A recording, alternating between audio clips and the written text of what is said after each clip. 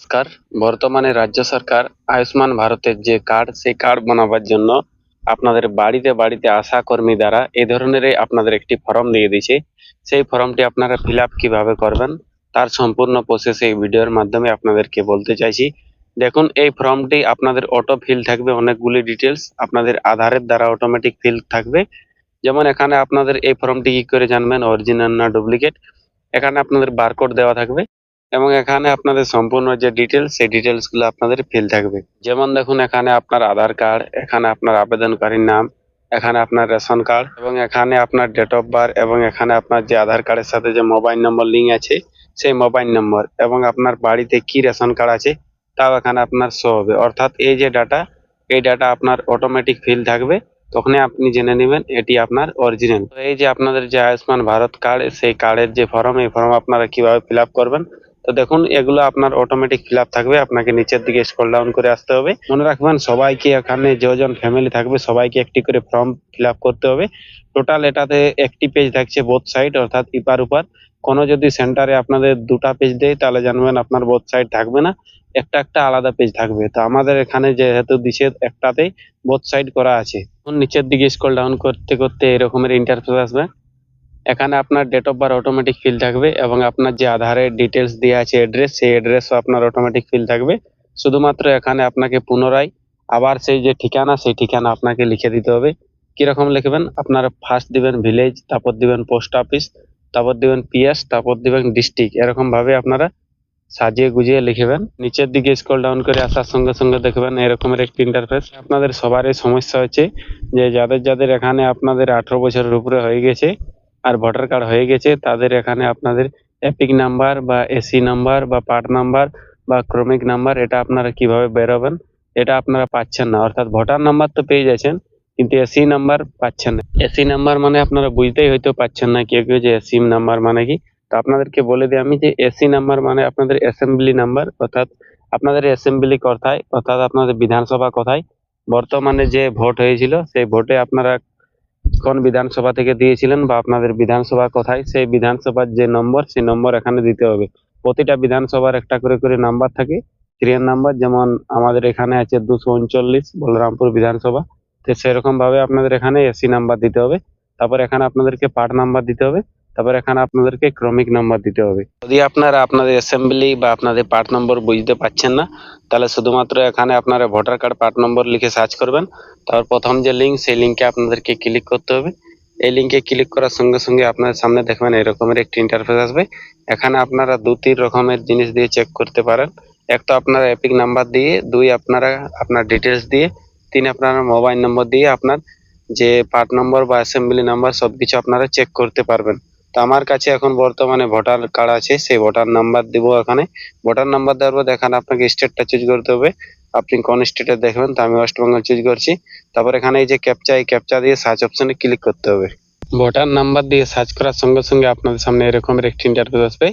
এখানে আপনাদের দেখাবে এপিক নাম্বার, এখানে নাম দেখাবে, এখানে জেন্ডার এবং এখানে তার বাবার নাম, এখানে স্টেট এবং এখানে ডিস্ট্রিক্ট। তারপরে দেখুন আপনাদের অ্যাসেম্বলি কনস্টিটিউয়েন্সি, সেইটা আপনাদের দেখাবে। দেখুন এখানে লেখা আছে সেই যে এসি নাম্বার যেখানে চাইছে সেখানে আপনারা এই নাম্বারটা দিয়ে দিতে পারেন। তারপর আপনাদের দেখবেন লেখা আছে পার্ট নাম্বার, সেই পার্ট নাম্বারের জায়গায় আপনারা এখানে যে পার্ট নাম্বার আপনার দেওয়া আছে, দেখুন আমার এটাতে দেওয়া আছে 7, সেই 7টা লিখে দিতে পারবো। তারপর দেখবেন ওখানে লেখা আছে আপনাদের যে পার্ট সিরিয়াল নাম্বার আপনাদের কত। তো পার্ট সিরিয়াল নাম্বার দেখুন এখানে লেখা আছে 756। তো এরকম ভাবে আপনারা খুব সহজে আপনাদের অ্যাসেম্বলি পার্ট নাম্বার এবং আপনাদের যে পার্ট সিরিয়াল নাম্বার তা আপনারা খুব সহজে বের করতে পারবেন আপনারা মোবাইল থেকেই। তারপরে দেখি কি বলছে ফর্মটাতে।